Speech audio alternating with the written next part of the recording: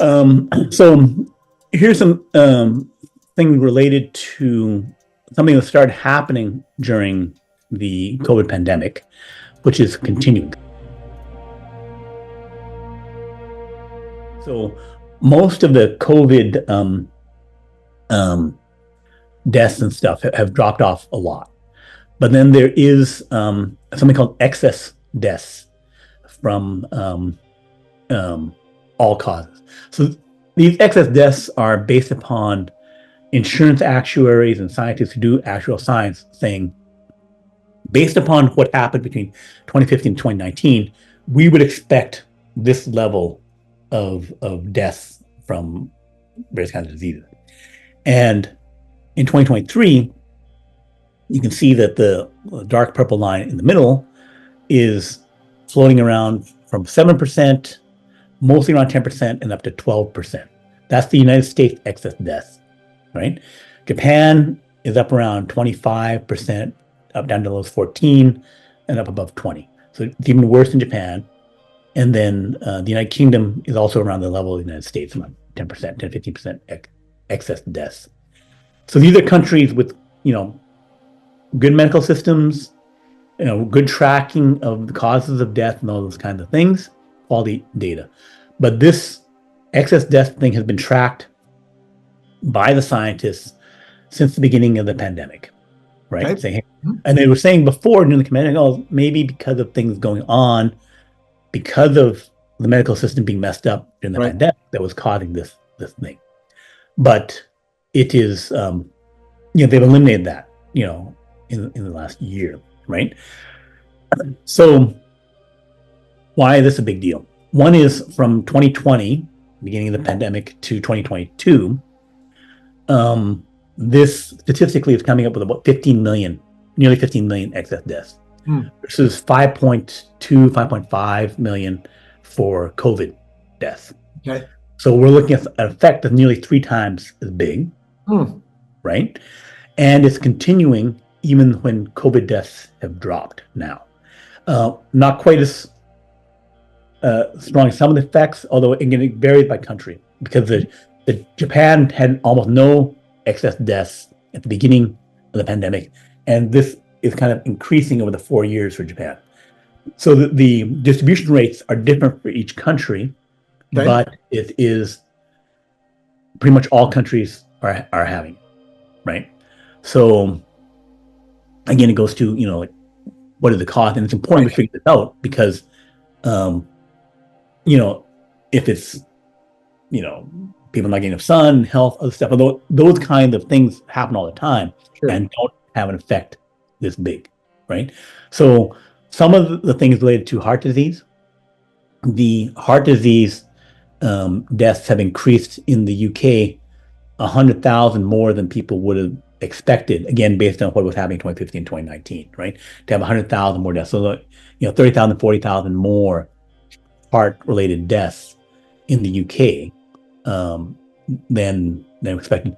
So 100,000 more heart deaths is the US with 330 million people has normally about 2.2, 2.3 million deaths. So this thing with plus 10%, we look at another 200,000, some deaths. The UK with 60-some million people would normally have, say, 500,000 deaths. 100,000 extra heart deaths is 40,000 a year is a big deal, right? And it's happening to people that you wouldn't expect it to happen to, younger people, 20s, 30s, and 40s. Wow. It's not like I'm not getting into the hospital to get treatment for something that I know about. If something new is happening that the doctor weren't expecting, and then you're basically having a heart attack and dying, because I didn't expect you in that condition to have this heart thing. So I wasn't filtering for it. And okay, I could just give you the heart medication, put you on an exercise program, and you'd be good. It's like, it's stuff that's happening that is not. So it's like if all of our health has changed because of COVID, vaccines, whatever has happened over the last few years, then we need to know that. Right. So that, okay, if now 10% of the time something new is happening. We're more at risk for something that's going to cause a heart attack. We're more at risk. We need to know, be able to predict this person would have that death. We can't be able to predict those 40,000 people. Right. The 200,000 people in the United States, right? So if we have 10% shift in all of our health conditions, then we have to have new tests, new protocol to say we need to treat them because we're not able to get ahead of this thing. So, Brian, I know that a lot has been made. I mean, it's not just a lot has been made. We know that part of the reason why the statistical average age of death in the United States has been going down, rather.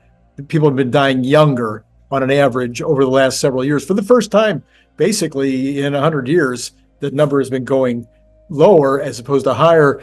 A lot of that has been blamed on opioid deaths. Are they must be counting that for a portion of this? And could the opioids also be contributing to the heart problems?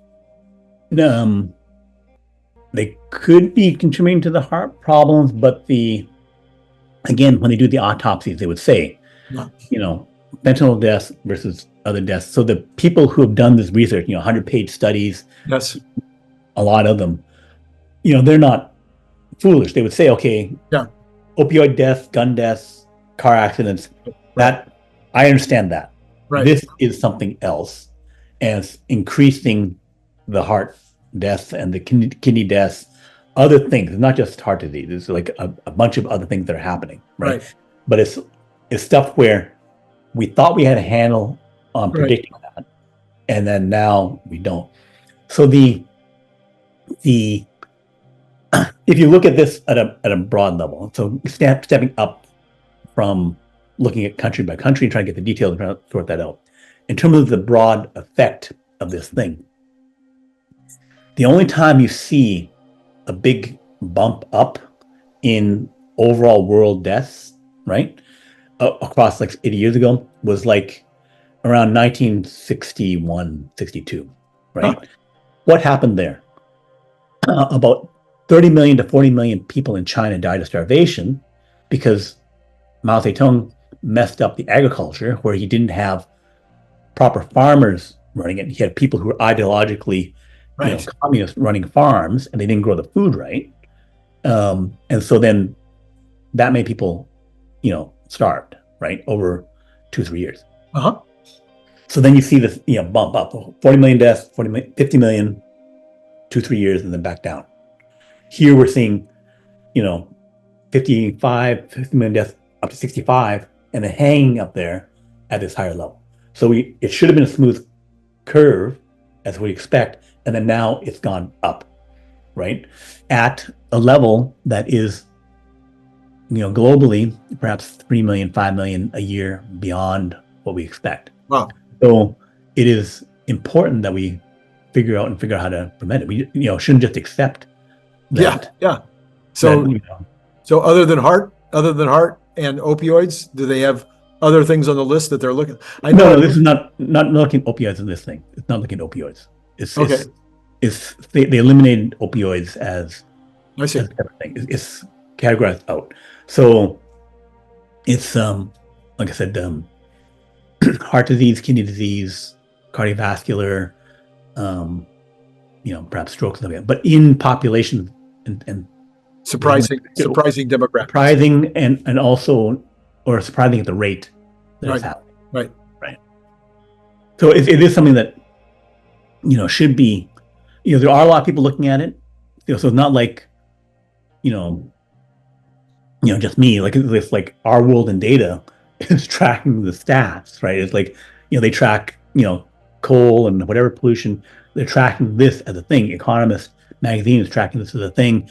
The scientists publish, dozens of papers a week trying to figure it out. People are trying to figure it out, but it's like for the level of problem that it is, I think more effort should go into it to figure out what's going on. One thing of interest that pops into my mind, which probably has absolutely nothing to do with it, but when I noticed that Japan is further along on this curve than the United States or United Kingdom, all three places are experiencing a drop off in the amount of sexual activity among both men and women.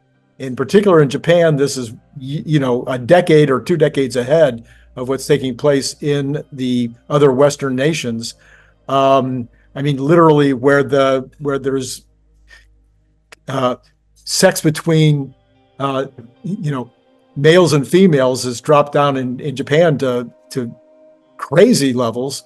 Right. And it's now starting to it's starting to show up also in the United States and other Western countries. Obviously, humans are designed to procreate and to have sex between men and women. I wonder if maybe there's something going on there in a really deep sense in terms of the biology. So I only picked these three countries just because, they're more known to people, right? And the UK has been doing a lot of work. The medical system giving good information, right? But when you look at the papers that look at this whole thing, it's across, all countries. Interesting. Wow. So, Belgium, France, Germany, I can show you the list. But I'd be interested to know, for the purposes of this idea, it'd be interesting to know what is happening, let's say, in equatorial Africa, where births and sex are still normal.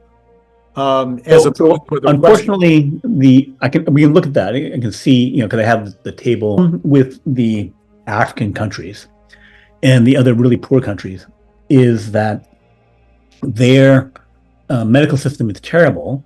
Their autopsies are terrible. Right. So you die. You may not get any treatment. You may just have gotten, some, aspirin or nothing, and then you die. And then, I think I died.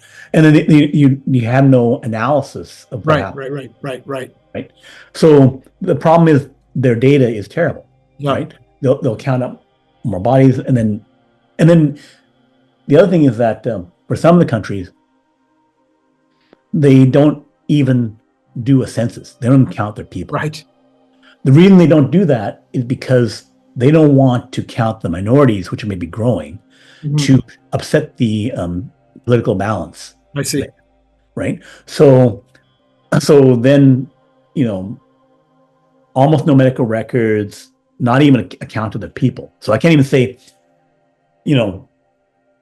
are there 5 million or 10 million more people there? Right. I have no expectation because you haven't counted people for 30 years. Sure. Yeah. Right. Yeah. So I don't know how many people are in the country. So how can I know how many extra deaths there have been? Because I didn't even have a good number on your people. Right. So that's the problem with some of these countries. And it's a blind spot for a global health issue, is that, you'd want to run these tests. You can only go down to a certain level. Maybe you can go down to Portugal or Brazil, a poorer country, but something that still has enough good quality medical system. Yeah, I mean, because as crazy as it may seem, we know that psychology, the thing that I did actually study, we know that your psychology, your desire to live, let's even call it, all of these things impact your physical self. If you have no partner, you have no plan to have children, it's going to affect your prospects in terms of what you think about life in the future. It's going to maybe cause you to be purposeless. You're going to be lonely. All of these things are things that could definitely be affecting our physicality. And so that's kind of what I'm looking at here. We know that there's a loneliness issue. We know there's a sex issue. We know there's a no children issue. We know people are not getting married or are getting married later. We know people are not growing up. They're staying with, living in their parents' basement until they're 27. We know all these things are happening.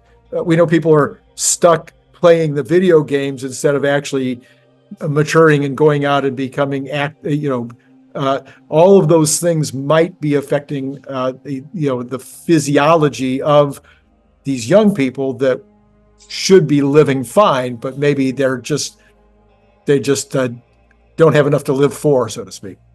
So I think the issue is that the number of people um, dropping dead, Right. right? At a young thing, their activity level has went back to normal, right? Like no, people aren't, the fraction of people being recluses, hiding away is not that high, right? We no longer know anyone in our circle of acquaintances who is hiding away. People could still, I'm wearing the mask, I'm still concerned about that, but they're not hermits, Yes. right? And so and you can say, okay, this case, this active person, 30 years old, drops dead suddenly from a heart attack from Right. PTSD, right? Right. It's like, we know that did happen before, congenital heart defect, other things, right? But then we eliminate the congenital heart defect, and it's like, why did it happen? Yes, this person's overweight, but then statistically, we don't expect this number, and now we're getting this far bigger number. Yes. Right?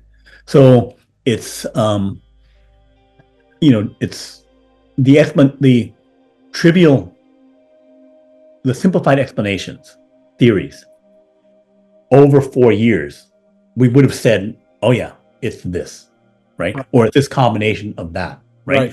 So the reason that thousands of scientists and doctors haven't been able to figure out is because it is not as simple as what we would hope. We want to explain it. We want to say, okay, I want to say, okay, well, obviously because of this, and so I don't have to worry about it, right? Unfortunately, no. It's resistant to that kind of thing because it's been gone for 4 years, and thousands of people are looking at it. Yeah, well, this is definitely something we need to follow up on.